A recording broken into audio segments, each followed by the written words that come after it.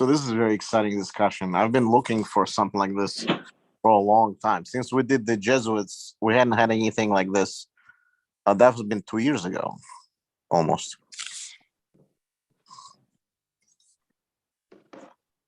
With the different monastic orders.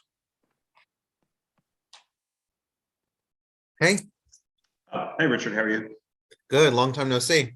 Yeah, a couple of weeks. How was the trip back? Oh, it's fine. It's just some traffic, but not too bad.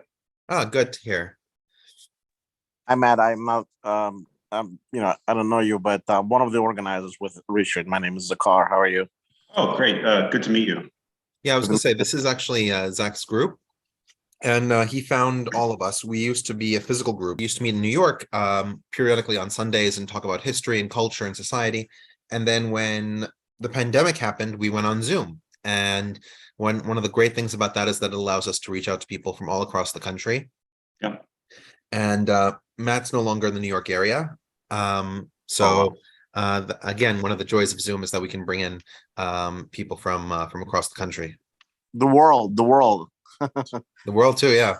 I recently looked at our subscribers on YouTube. We actually have almost 10,000 subscribers now.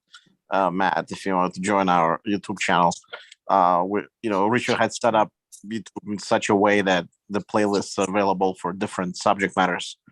But I see the different cities. I think some of the top cities are like Hyderabad or Lima that watch us. That can actually declare. In New York is like number 15. So Oh, wow. That's impressive. Yeah, no, I think one of the interesting things about this is that we have a kind of discussion that you don't get among lay people. And Matt, this was a discussion that you and I sort of had off the internet. We have a sort of discussion that you don't really have among lay people in significant parts of the world. You just can't get this kind of content.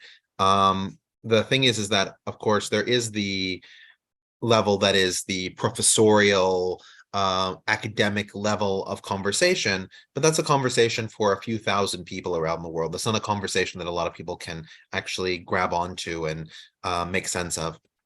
And so the point of our series, my series is one of several that Zach hosts, is to allow people who might not be as academically inclined to get something a little bit more nutritive than what the 7 o'clock news might tell them. Great. Yeah, it's a great mission. And I think, I've looked at some of your other stuff and it seems like you're doing a great job with it. Kind of bringing a serious discussion of these topics together with an accessible format. It's great. No, that's why I thought you'd be a perfect pair. For everybody who's just coming in, we usually start at about 7 past the hour, just to give people 7 minutes past the hour in order to give people time to set up.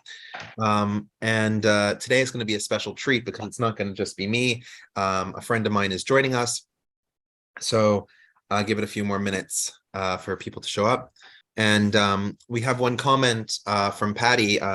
In fact, Patty, we might lay this entire presentation at your feet.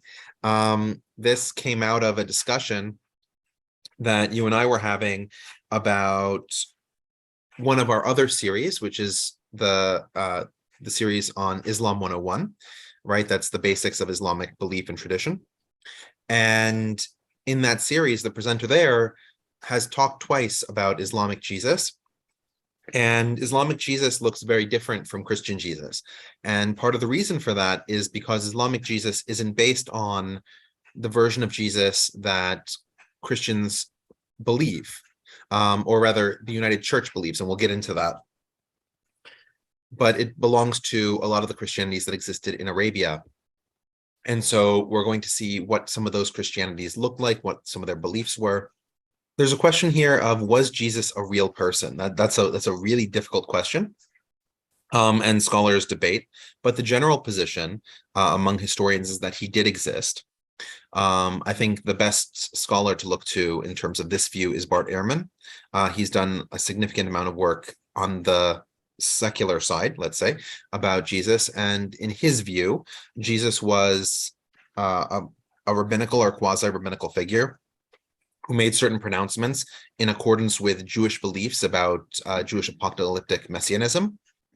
Yeah, I think this is not my specific area of expertise, but I think it's almost certainty that scholars are pretty certain it's a real person. Beyond that, there's a lot of other controversies, but that basic fact, as a historical fact, is probably pretty well established. Yeah.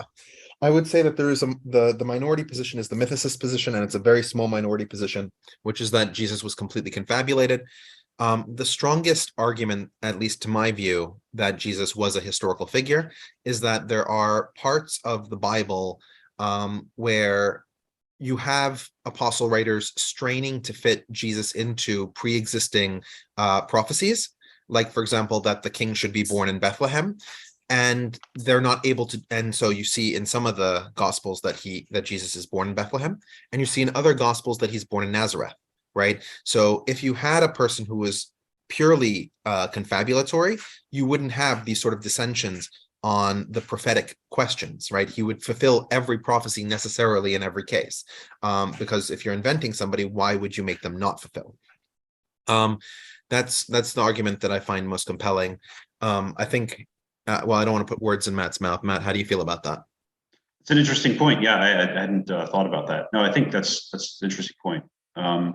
Yeah, again, that's not my real specialty. It's a question of the historical Jesus, but yeah, there's a lot of research and writing on it that you can look at. No, but that's an absolutely great question. This episode, though, will take for granted that Christians existed, right? Because from a secular and historical point of view, it doesn't really matter whether or not Jesus existed. Obviously, from a religious point of view, it's deeply important. But from a secular point of view, it's not, because we know that Christians existed, and Christians as a political, social, and ideological movement are based on what groups of people are doing in response to beliefs, whether based in actual events or imagined ones, right? All right, I think we are ready to go, so I'll start the session. Hi, and welcome to this